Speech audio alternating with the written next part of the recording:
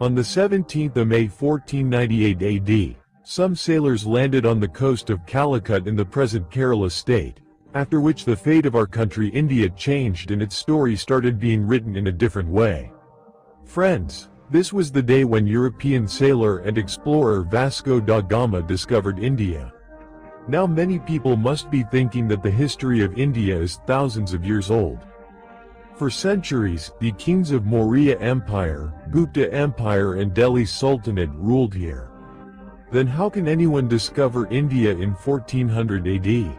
So friends, let me tell you that whenever conquerors like Alexander, Mongols etc. came to India for centuries, they always came through the famous route connecting India to Western Asia, the Khyber Pass.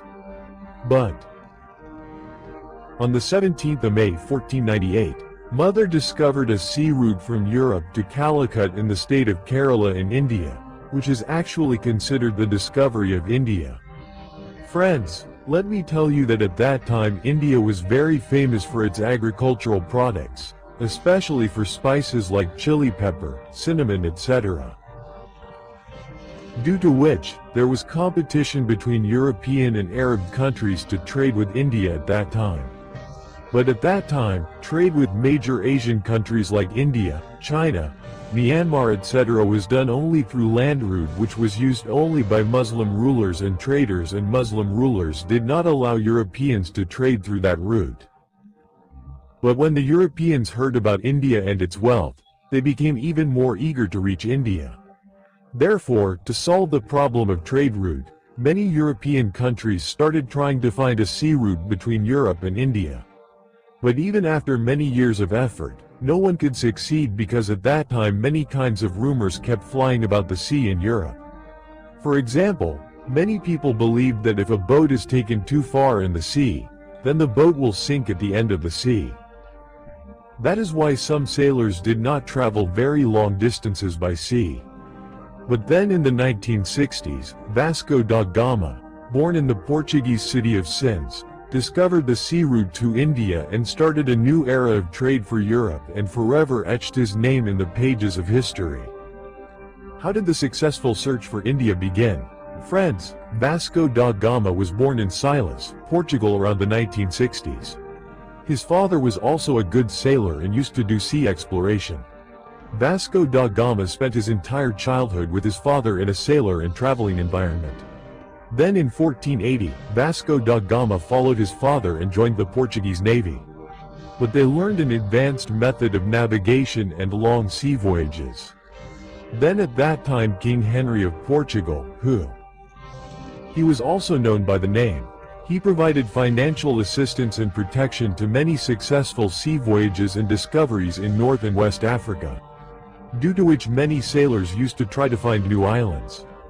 Due to this, Intazzi, a famous explorer from Portugal,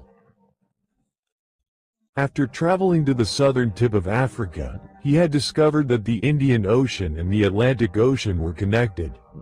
Da Gama, who had a keen interest in nautics and exploration, knew that if the Indian and Atlantic Oceans were connected at the end of the African land, he could find a way to reach India via the Cape of Good Hope, located at the southern tip of Africa. After which on the 8th of July 1497 Vasco da Gama started his journey from Lisbon, Portugal with 4 ships and a crew of 170 men. He himself boarded a ship named Saint Gabriel weighing 200 tons and handed over the command of the ship named Central to his younger brother Paulo. Then after a few days his fleet reached near the country of Fools at that time. He reached the island of Hue and stayed there till the 3rd of August. Let us tell you that they used to bring stone pillars with them on the ship, which they used to install at various important stops to mark their route, so that they could know the way back. Vasco da Gama put a long wheel in the Atlantic Ocean to avoid the strong sea currents of the Gulf of Guinea, and then took a turn towards the east to visit the Cape of Good Hope.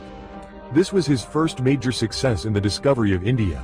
Then on November 7th, his fleet reached St. Helena Bay, located in today's South Africa. At that time the weather in St. Helena Bay was very bad. There was a very strong wind and sea waves.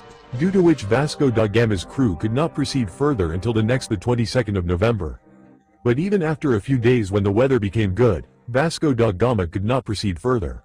She started traveling and reached the Cape of Good Hope, where she visited this place thoroughly. Friends, let us tell you that when Vasco da Gama reached a place called Hope, then only he realized that his dream of finding a way to India could turn into reality, and then to mark the route, he established a stone pillar there as before. And then they started preparing for the further journey. They started the journey beyond the Cape of Good Hope on the 8th of December, and by Christmas they reached the natal coast of South Africa. Crossing different rivers from inside and outside, da Gama's fleet slowly started reaching Mozambique. In the meantime, they stayed somewhere for about a month. Hence, they repaired the ship. Then on the 2nd of March 1498, da Gama's fleet reached the island of Mozambique. When da Gama landed with his team on the land of Mozambique and met the residents there, they thought that this Portuguese sailor was also a Muslim like them, so those people helped him a lot. The halt proved to be quite useful. There he saw 4 or 5 ships loaded with gold, silver and spices at the seashore port. He also met local people who occasionally traveled to the Indian seashores. This gave Vasco da Gama full confidence that he was moving in the right direction. It also helped him understand the direction in which he had to move now. Then on the 7th of April 1498, his expedition entered Mombasa and stopped at Malindi, another important stop on the journey. In Malindi, da Gama met a Gujarati sailor named Kanjamalam who knew the route to Calicut on the southwest coast of India. Considering the importance of that Gujarati sailor, Vasco da Gama took him in his fleet as a guide, and then after sailing continuously in the Indian Ocean for the next 20 days, da Gama slowly started seeing the Ghats and mountains of India. Then on the 17th of May 1498, he reached the port of Calicut located in the southwest of India. Vasco da Gama was welcomed very well by the local diplomats in Calicut. He stayed here for the next 3 months and kept collecting a lot of important information about India. Friends, even after Vasco da Gama came to India and landed in Calicut, many such incidents happened about which people are still not in agreement. But we will make a separate video on the atrocities and oppression done by him against the Indians in some other video of ours. In this video we are making a video only on his journey. Friends, after staying here for 3 months, Vasco da Gama returned to Lisbon on the 18th of September after traveling for more than 2 years. During this time he traveled about 1,600 kilometers. And friends, let me tell you, he had a total of 170 companions in this long adventure, out of which 116 died during the journey. The King of Portugal was very happy with Vasco da Gama's achievement, and he sent him to India for the second time in 1502.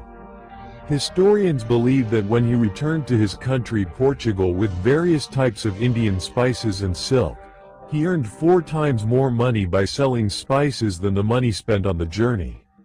Friends, then in 1524 Vasco da Gama died in Calicut while on his 3rd voyage to India, and according to many historians the cause of his death was malaria. Friends, when da Gama discovered the sea route between Europe and India, his name became very famous in the whole of Europe, and his adventure started being discussed in all the European countries, and gradually other countries also started sending their expeditions to India through the same discovered route. Because of which, after the Portuguese, Danish, British and French also started coming to India. After that, whatever happened in India in the next decade, we know very well how India became a colony of these European countries. Friends, that's all for today. See you in another video. Till then, please like, share and subscribe our channel, and on which topic do you want the video? Comment tell us in the comment section below to watch. Thanks.